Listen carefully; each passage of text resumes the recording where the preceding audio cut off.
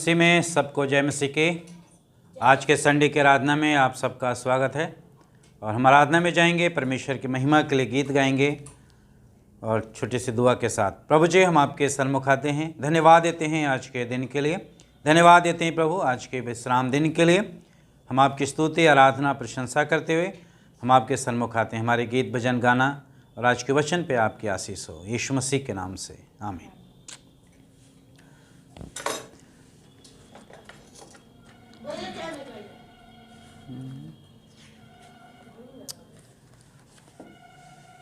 तेरा प्यार है महान, तेरा प्यार है महान, मैं जो पहले मुर्दा था तूने डाली मुझ में जान। तेरा प्यार है महान, तेरा प्यार है महान, मैं जो पहले मुर्दा था तूने डाली मुझ में जान। क्यों ना बोलूं फिर मैं तेरी जय जयकार, क्यों ना बोलूं फिर मैं तेरी जय जयकार।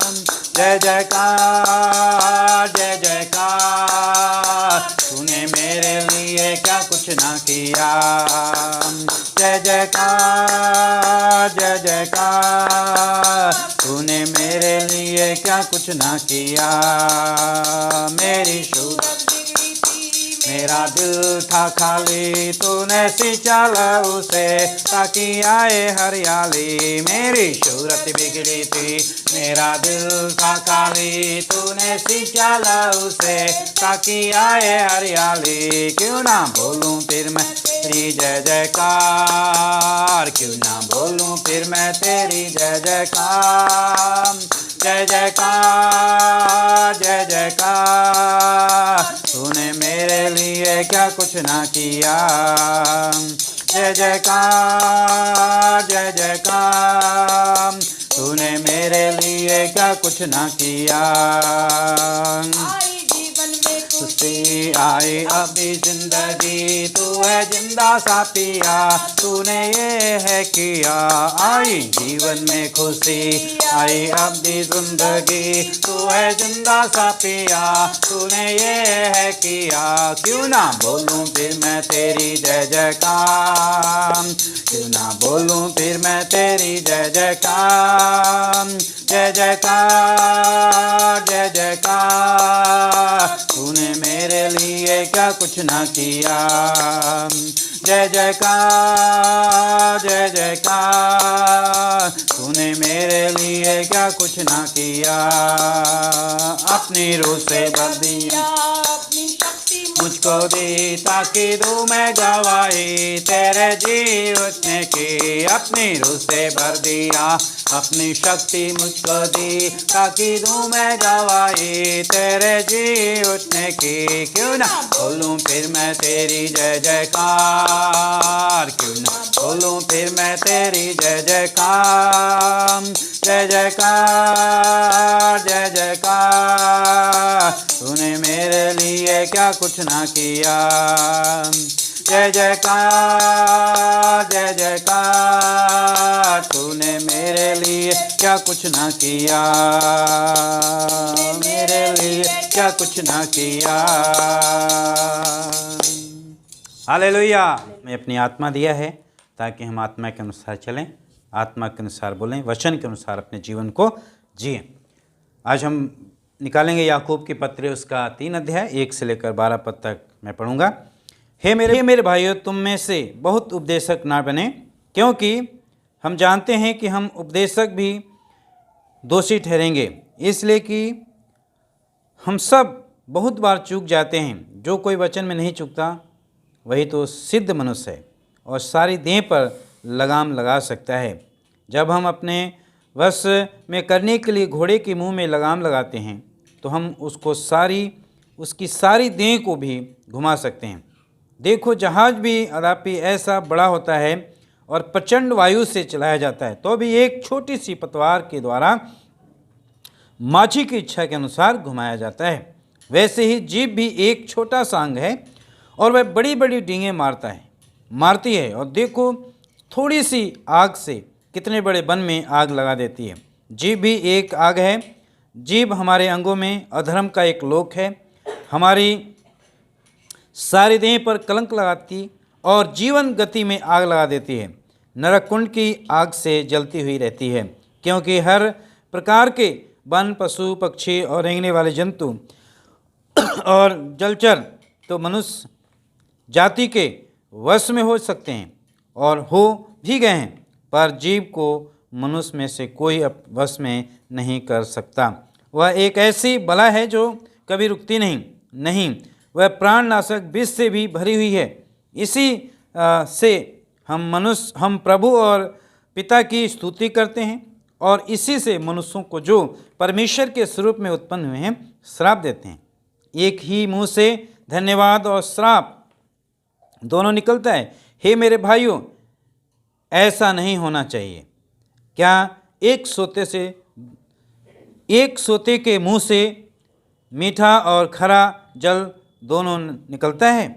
हे मेरे भाइयों, क्या अंजीर के पेड़ से जैतून या दाख की लता में अंजीर लग सकता है? वैसे ही खरे सोते से मीठा पानी नहीं निकल सकता। प्रभु आशीष दे आज के वचन के पढ़े जाने पे और सुने जाने पे।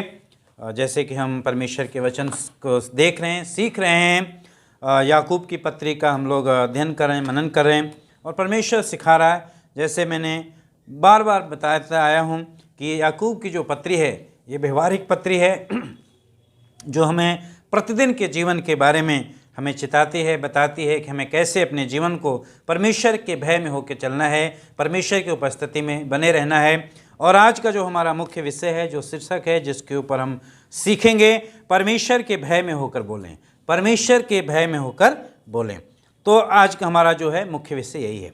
तो उससे पहले हमने जैसे पढ़ा है तो उसका इस जो खंड है 1 से लेकर 12, याकूब 3 अध्याय 1 से 12 पद तक, इस खंड में से हमने 3 बातों को देखा है जीव के बारे में। पहला हम देखेंगे कि जीव जो है शक्तिशाली है, जीव जो है पावरफुल है, शक्तिशाली है।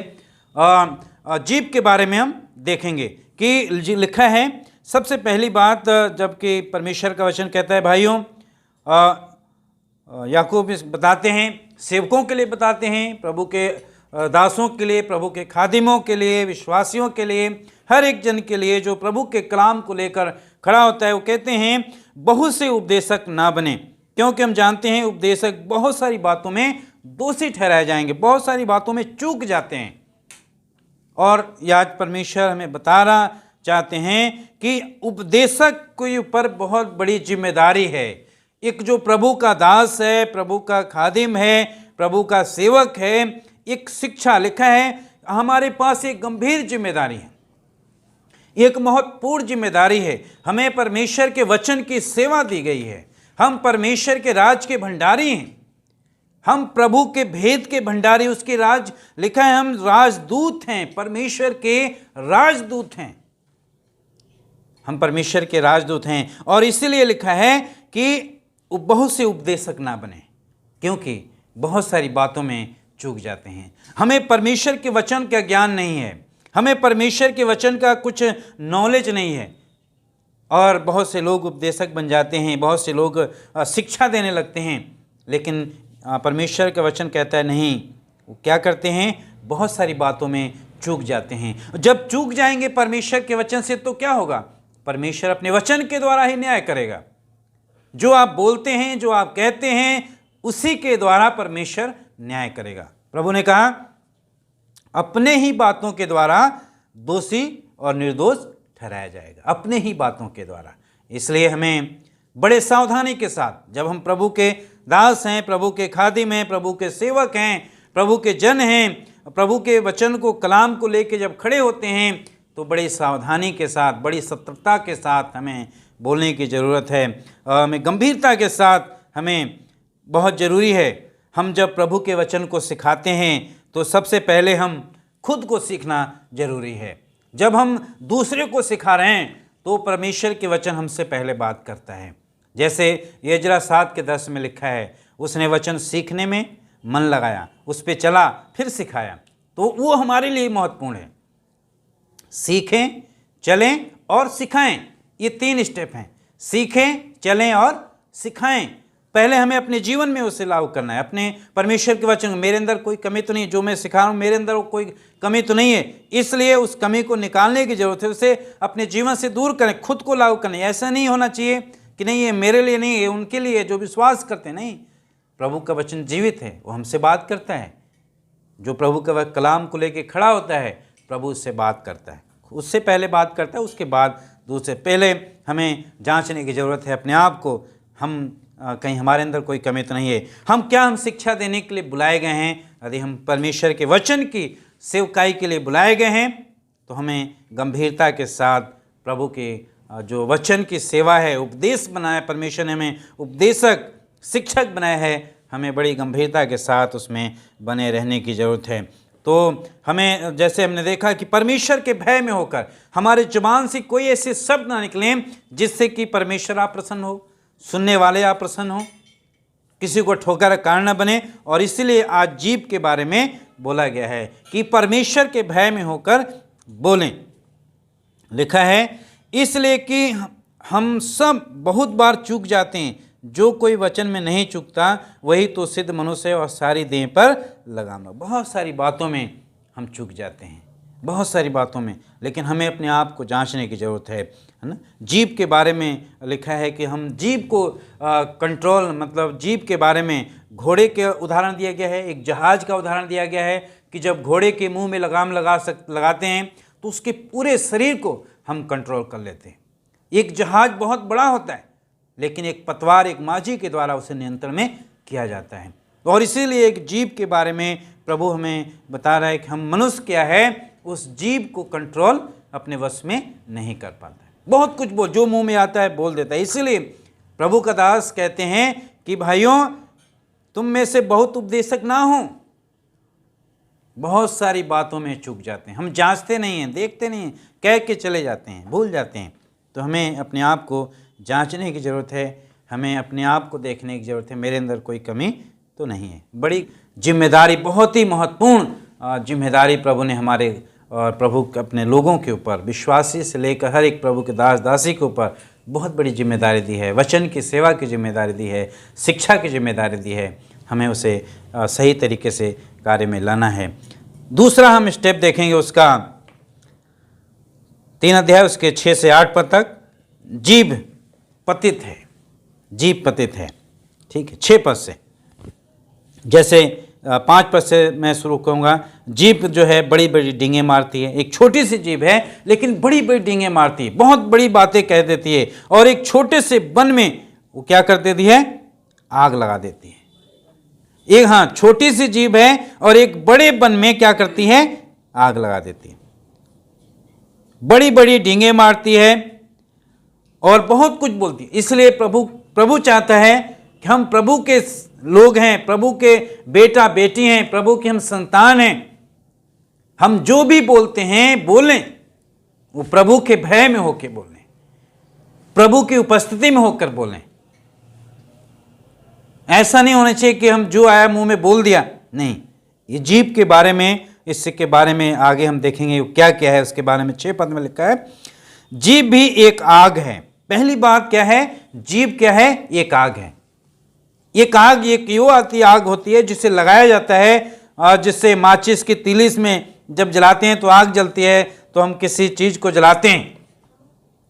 एक जीभ ये आग के, उसी आग से भरी हुई है जो इंसान के ऊपर दोष लगाने में बहुत तेज है, आग लगा देती है। ऐसा आग जो वो एक आग तो दिखता है, जलता है, वो दिखता है। ये आग ऐसी है जो दिखती नहीं, आग लगा दिया शरीर में और आदमी उसमें जल रहा है, ऐसी आग है। प्रभु के वचन में लिखा है जीभ भी एक आग है। जीभ हमारे अंगों में अधर्म का एक लोक है। दूसरा, वो अधर्म का लोक है। जीभ से ऐसी ऐसी बातें हो जाती हैं, ऐसी ऐसी बातें लोग बोल देते हैं कि वो अधर्म का ये लोक है। जीभ एक प्रभावशाली है, विकृत है, एक छोटी सी प्रभावशाली है, भ्रष्ट है ना, भ्रष्टता से भरी हुई है, बुराई फैलाने में फैला सकती है, बहुत तेज। लेकिन यहाँ पे लिखा है कि वो आग है, और लिखा है एक अधर्म का लोक है जीवन गति में क्या करती है, लिखा है सारी देह पर कलंक लगाती है और जीवन गति में आग लगा देती है, नरक कुंड की आग सी जलती रहती है। ये जीव के बारे में प्रभु का वचन हमें बताता है। ये जीव के ये काम है, लेकिन इसके अच्छे भी काम हैं। प्रभु ने बनाया है अपने स्वरूप, अपनी समानता में हमें और आप सबको बनाया है। इसलिए बनाया है ताकि हम अपने जीव के द्वारा परमेश्वर की महिमा करें। इसलिए परमेश्वर ने बनाया है ताकि हम परमेश्वर की आराधना करें। हम इस जीव को, जैसे लिखा है, वो अधर्म का लोक है जो सारी देह पर कलंक लगाती है, इल्जाम लगाने में आगे रहती है, दोष लगाने में आगे रहती है। इसलिए प्रभु यीशु मसीह ने कहा, दोष मत लगाओ कि तुम पर भी दोष लगाया जाएगा। दोष मत लगाओ कि तुम पर भी दोष लगाया जाएगा। पूरे शरीर पे कलंक लगाती है, जीवन में कलंक लगाती है। एक बहुत बड़े वन में पूरे शरीर जो है, एक वन का उदाहरण दिया गया है, आग लगा देती है। ऐसे शब्दों का उपयोग करती है। एक छोटी सी जीव है जो भ्रष्ट है, जो बुराई फैलाने वाली है, एक आग है। नीति वचन में इसके बारे में लिखा है, नीति वचन उसका 16 अध्याय और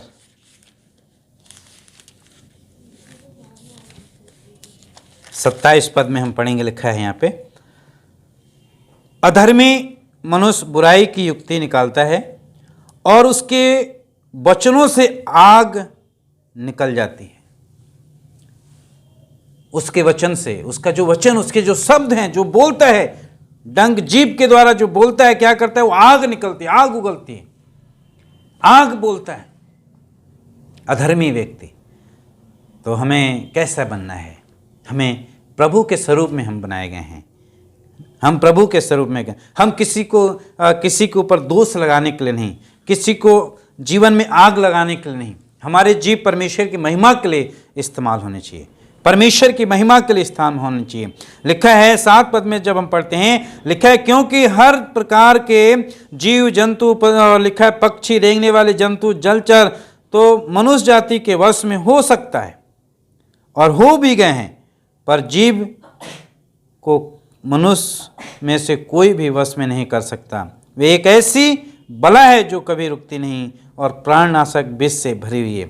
एक बला भी है और विषनाशक प्राण से भरी हुई है। ऐसा विष जो किसी के ऊपर भी उगल देते हैं अपनी जुबान के द्वारा।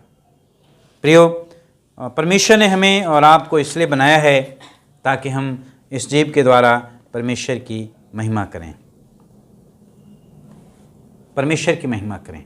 हमें मनुष्य जाति उसे अपने वश में नहीं कर सकता, लेकिन एक है, एक प्रभु है, एक स्वामी है, उद्धार करता प्रभु यीशु मसीह जो इस संसार में थे। उनको छोड़ के कोई भी व्यक्ति, कोई भी इंसान अपने जीव को कंट्रोल में नहीं कर पाया। प्रभु इस संसार में रहे, उन्होंने अपने जीव के द्वारा किसी को ऐसे उन्होंने अपने जीव को नियंत्रण में रखा।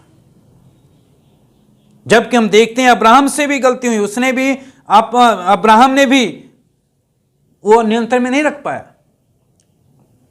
लेकिन प्रभु यीशु मसीह को छोड़कर इस दुनिया में कोई नहीं है जो उसने इंसान जो अपने जीव को नियंत्रण में रखा पूरी तरीके से। वो प्रभु है जो हमारे जीव को नियंत्रण में कर सकता है जब हम उसे अपना जीवन पूरे तरीके से समर्पण कर देंगे, परमेश्वर के भय में, परमेश्वर की उपस्थिति में होकर बोलेंगे, सावधानी से बोलेंगे, बोलचाल में नियंत्रण होगा। कब होगा नियंत्रण? जब प्रभु हमारे जीवन में होंगे तब। नहीं तो लिखा है वो प्राणनाशक विष है, एक बला है जो कभी रुकती नहीं, दोष लगाने में रुकती नहीं, बोलने में नहीं रुकती है, आरोप लगाने में नहीं रुकती, भला बुरा कहने में नहीं रुकती। जिसे परमेश्वर हमें इस बात को बताता है, हमें अपने जीव को कंट्रोल करने की ज़रूरत है। जब हम उत्पत्ति में पढ़ते हैं, अब्राहम से भी गलती हुई, अब्राहम नहीं रोक पाया जीव को, लेकिन यीशु मसीह सिद्ध थे। इसलिए चाहते हैं कि हम भी सिद्धता में बढ़ें, हम भी उसकी परिपक्वता में, मजबूती में, आत्मिकता में बढ़ें, प्रभु के भय में बढ़ें। हम प्रभु के बेटा बेटी हैं, प्रभु की संतान हैं। हमें प्रभु के भय में, उसकी उपस्थिति में बढ़ने की ज़रूरत है। आगे तीसरा हम देखेंगे जो है 9 पद से लेके 12 पद तक है। जीभ दूषित है, जीभ जो है दूषित है, दोष लगाने में नंबर 1 है। इसी मुंह से क्या करते हैं, इसी मुंह से हम परमेश्वर पिता की महिमा करते हैं, इसी जीभ से हम परमेश्वर की आराधना करते हैं, इसी से हम अपनों को आशीर्वाद देते हैं, इसी से हम दूसरे को श्राप देते हैं। इसलिए जीभ एक दूषित है। हमें अपने जीवन में देखने की जरूरत है, जीभ परमेश्वर ने किस लिए बनाया है। जीभ परमेश्वर ने इसलिए नहीं बनाया कि आप कुछ भी बोलें, किसी के जीवन गति में आग लगा दें, किसी पे दोष लगाएं, कलंकित लगाएं, ऐसे शब्द का बोलें जो प्राणनाशक विष से भरा हुआ है। इसलिए नहीं परमेश्वर ने बनाया। परमेश्वर ने इसलिए बनाया है ताकि हम परमेश्वर की महिमा करें। जीभ से ही हमें खाने के स्वाद का पता चलता है। यदि जीभ परमेश्वर ने नहीं बनाया होता तो सोचिए इंसान कैसा होता, कुछ पता ही नहीं चलता। जीभ से ही पता चलता है कि हमारे भोजन में नमक पड़ा है नहीं पड़ा है, कितना अच्छा स्वाद आ रहा है नहीं आ रहा है। और इसी जीभ को परमेश्वर ने बनाया है ताकि हम परमेश्वर की आराधना करें, परमेश्वर की उपस्थिति करें, ऐसे शब्द का उपयोग करें जिससे सुनने वाला उत्साहित हो और परमेश्वर की महिमा करें। लिखा है 9 पद में, इसी से हम प्रभु और पिता की स्तुति करते हैं और इसी से जो मनुष्य जो परमेश्वर के स्वरूप में उत्पन्न हुआ है श्राप देते हैं। हम इसी जीभ से परमेश्वर की आराधना करते हैं, परमेश्वर के वचन को पढ़ते हैं, परमेश्वर की उपस्थिति में बैठते हैं, धन्यवाद देते हैं और उसके बाद क्या करते हैं, हम इसी से फिर क्या करने लगते हैं, दूसरे को श्राप देने लगते हैं जो कि परमेश्वर के स्वरूप में बनाया गया है। हम उसको भला बुरा कहने लगते हैं, हम उस पर दोष लगाने लगते हैं। और यहाँ आज वही प्रभु हमें सिखाना चाहते हैं कि हमें ऐसा नहीं होना चाहिए। लिखा है, एक ही मुंह से धन्यवाद और श्राप दोनों निकलता है। हे भाइयों, ऐसा नहीं होना चाहिए। क्या सोते के एक ही मुंह से मीठा और खरा दोनों जल निकलता है? कभी नहीं निकलता है। सबके घर में नल है, क्या उस नल का पानी जब पीते हैं तो क्या सुबह उसमें मीठा निकलता है, दोपहर को खरा निकलता है? नहीं, उसमें एक सा निकलता है, हर हमेशा एक सा निकलता है। तो हम मनुष्य जो है 2 तरह की बातों को बोलता है, सही भी बोलेगा और दूसरे तरफ वो गलत भी बोलेगा, श्राप भी देगा, आशीर्वाद भी देगा। परमेश्वर ने इसलिए नहीं बनाया हमें, इसलिए हमें उदाहरण दिया गया है एक घोड़े का, कि घोड़े के मुंह में लगाम लगा दो तो उसके पूरे शरीर को नियंत्रण कर सकते हैं। जहाज के बारे में कि एक माझी जो है एक पतवार के द्वारा उसे जिधर चाहता है उधर मोड़ सकता है। एक छोटी सी जीभ है। यदि हम प्रभु के भय में होकर चलेंगे, प्रभु की उपस्थिति में चलेंगे तो हमारा जीवन, हम उस जीभ को नियंत्रण में कर सकते हैं, नियंत्रण में रख सकते हैं। बड़े सावधानी के साथ हम बोल सकते हैं। प्रभु के भय में होकर बोलने की जरूरत है। बहुत से ऐसे लोग हैं जो कि घर में जो है बहुत अच्छा होते हैं लेकिन बाहर उनका जीवन जो है अशांत हो जाता है। बाहर जैसे जाते हैं, जैसी माहौल देखते हैं, उनका जीवन एकदम ऐसे हो जाता है। और घर में वो एकदम संत बने होते हैं, अच्छे होते हैं, लेकिन बाहर नहीं, ऐसा नहीं होना चाहिए। प्रभु कहता है जैसे तुम घर में हो वैसे तुम्हारा बाहर भी जीवन होना चाहिए। हमेशा एक सा जीवन होना चाहिए। दोहरा जीवन हमें जीने की जरूरत नहीं है। हमें परमेश्वर के भय में, क्योंकि हम परमेश्वर की समानता में बनाए गए हैं, हम परमेश्वर के स्वरूप में बनाए गए हैं। परमेश्वर ने हमें अपने स्वरूप, अपनी समानता में बनाया है ताकि हम प्रभु की महिमा करें, हम प्रभु की स्तुति करें। इसलिए लिखा है, हे भाइयों, अंजीर के पेड़ से जैतून या दाख की लता से अंजीर के पेड़ नहीं लगते, वैसे ही खरे सोते से मीठा पानी नहीं निकल सकता। इसलिए प्रियो, आज हमें बहुत जरूरी है, हमें जांचने की जरूरत है हमारा जीवन कैसा है। हम अपने लोगों के साथ अच्छा व्यवहार करते हैं, अच्छी बातें बोलते हैं, बाहर वालों के लिए हम श्राप देते हैं, कहीं ऐसा जीवन नहीं। हम प्रभु के लोग हैं, हम विश्वासशील लोग हैं, हम प्रभु के भय मानने वाले लोग हैं, प्रभु की उपस्थिति में चलने वाले लोग हैं। इसलिए हमें बहुत ज़रूरी है कि हम प्रभु के उपस्थिति में होकर बोलें, प्रभु के भय में होकर बोलें, प्रभु में सावधानी से बोलें। हमारा बोलचाल परमेश्वर के भय में हो। हमेशा ये इस बात को ध्यान रखें कि आप जो बोल रहे हैं वो परमेश्वर सुन रहा है। और इसीलिए प्रभु ने कहा, मनुष्य अपने बातों के द्वारा दोषी और अपनी बातों के द्वारा निर्दोष ठहरेगा। इसलिए भाई और बहनों, हमें बहुत ज़रूरी है हम सावधानी के साथ बोलें, प्रभु के भय में होकर बोलें और ऐसा पक्षपात वाला जीवन ना जिए। बोलें कि हम अपने लोगों के साथ उन्हें आशीष दें और दूसरों को हम श्राप दें। हम इसी मुँह से परमेश्वर की स्तुति करें और फिर इसी मुँह से हम दूसरों को श्राप दें या भला बुरा कहें। ऐसा नहीं होना चाहिए। हमेशा एक सा हमारा जीवन होना चाहिए, धन्यवादी जीवन होना चाहिए। प्रभु के भय में चलें, परमेश्वर की उपस्थिति में रहें और परमेश्वर की उपस्थिति में रहकर बोलें। प्रभु आप सबको आशीष दे। आइए प्रार्थना करेंगे। सर्वशक्तिमान प्रभु परमेश्वर, हम आपके सन्मुख आते हैं, धन्यवाद देते हैं आज के दिन के लिए और हम प्रार्थना करते हैं प्रभु आज के हर एक भाई बहन जो आज के मैसेज को देखते हैं, आप उनके जीवन से, आप उनके हृदय से बातचीत करें प्रभु, ताकि हम आपकी उपस्थिति में होकर चलें, आपकी उपस्थिति में होकर बोलने वाले बने। प्रभु आप दया अनुग्रह कीजिए और प्रभु आपकी दया हर एक परिवार के ऊपर हो, हर एक देखने वाले के ऊपर हो प्रभु, और आपकी महिमा हर एक के जीवन से हो। यीशु मसीह के नाम से हम प्रार्थना करते हैं, आमीन। आमीन। प्रभु आप सबको आशीष दें।